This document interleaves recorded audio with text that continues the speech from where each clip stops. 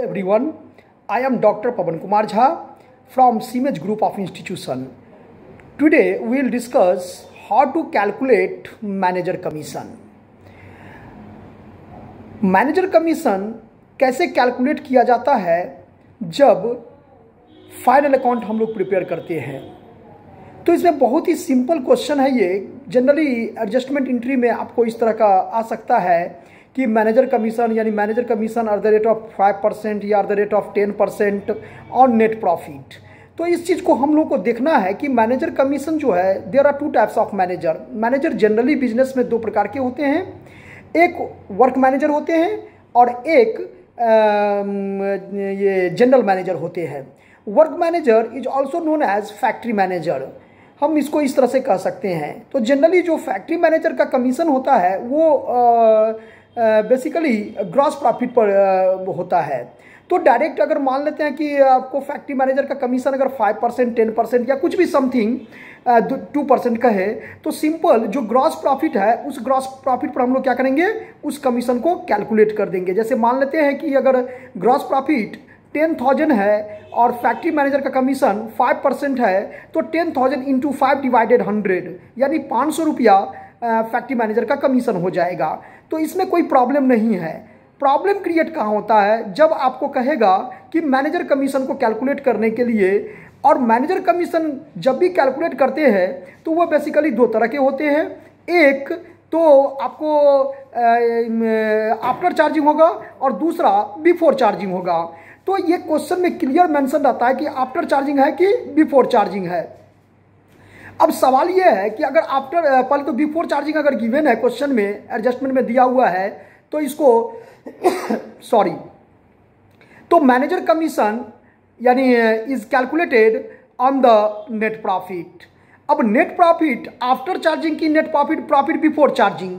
अगर net profit before charging है तो इसका मतलब है कि प्रॉफिट एंड लॉस अकाउंट के जो क्रेडिट साइड में इनकम है उस इनकम में से एक्सपेंसेस को माइनस कर देंगे और जो भी प्रॉफिट आएगा उस प्रॉफिट का हम लोग क्या करेंगे, आराम से कैलकुलेट कर लेंगे।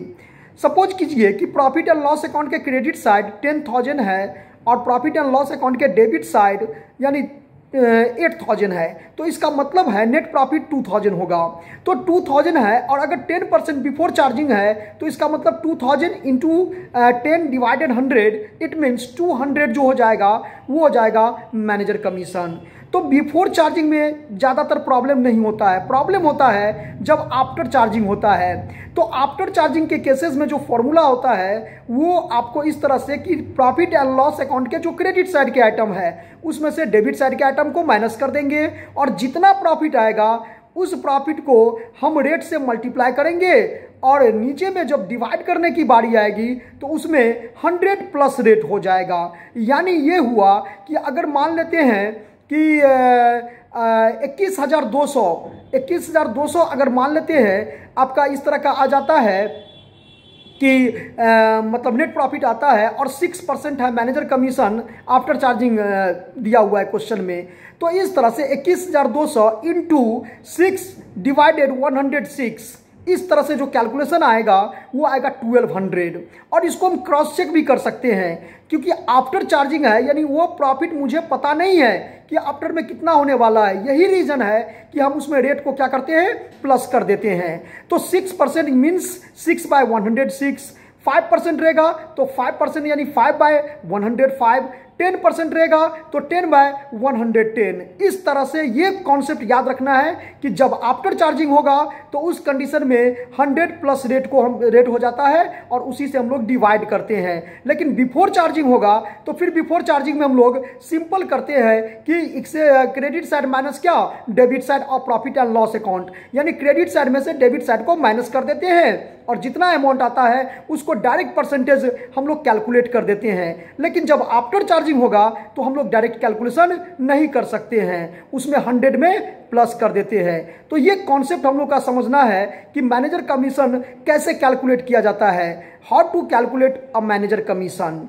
तो समरी इसका ये हुआ कि हम लोग पहले कैलकुलेशन करेंगे उसके बाद इसका एंट्री करेंगे। एंट्री मैनेजर कमीशन चूंकि फर्म या बिजनेस या जो भी है कंपनी किसी के लिए भी वो एक्सपेंसेस होगा तो अगर वर्क मैनेजर है तो भी और जनरल मैनेजर का कमीशन है तो भी दोनों को हम लोग पीएल अकाउंट के क्रेडिट साइड में शो करते हैं और उतना ही अमाउंट को हम लोग बैलेंस शीट के लायबिलिटी साइड में। क्यों? क्योंकि ये पेमेंट करना होता है बिजनेस को, तो पेमेंट करना मीन्स यानी लायबिलिटी हो गया, तो एक्सेस लायबिलिटी होगा तो इसको on the left hand side that is liability side of the balance sheet.